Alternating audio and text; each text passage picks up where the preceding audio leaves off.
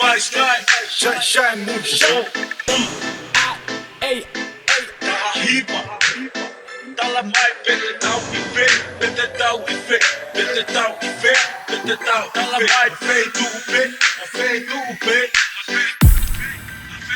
dala mai TETAU effect.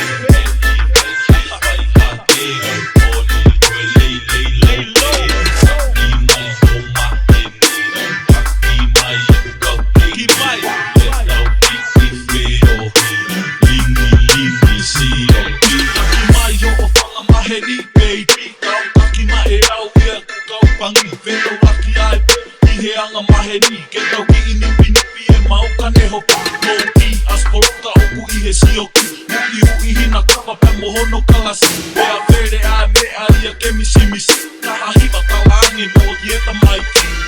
Oi dessa singa te tau ka ofio ki sole uso e ke fuele mawhai e o langa sa uola maiai e whai lava si malo si o le sabili le nangi solo ai o ma e pio le malo si le loli pusa sa saa o ai masi au ka maa ya kingi au whaakapa ese muke le wasau ese alau sa masan wangelo le maila ese vingau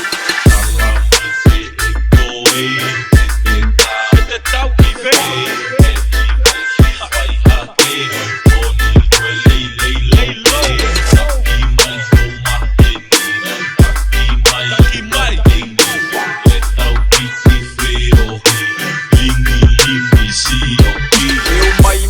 Ese po ilunga kau lo uso me I ese se kalepe ko e fau le malepe e ngau kau ilalo e fau wanga masangi yau nga ole kau ya ngo leo langa se go faisi sa masang bisia o lauba ai maleo lu o mama sesia o sesi nga ke kau mafai e pa avesi besi ngale wala langa ia solo langa sesi ba solo la loko nga loko wo ova ya asu bei o se polmolo o fika masangi o le kupulanga o ngei ile aisa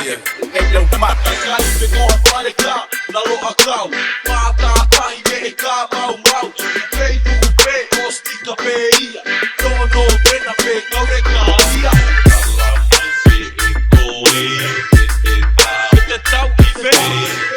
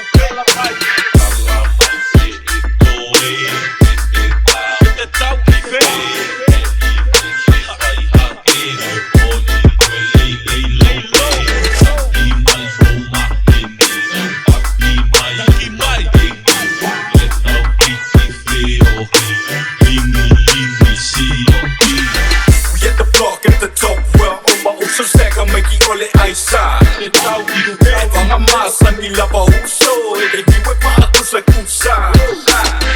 Wala awa ngai oko wo Kewa inga ile leba ole po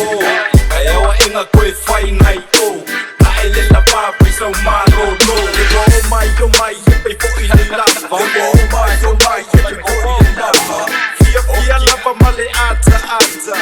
Fia lava male ata Owa eke wabeke ilo ke lau maka Saulo, mili,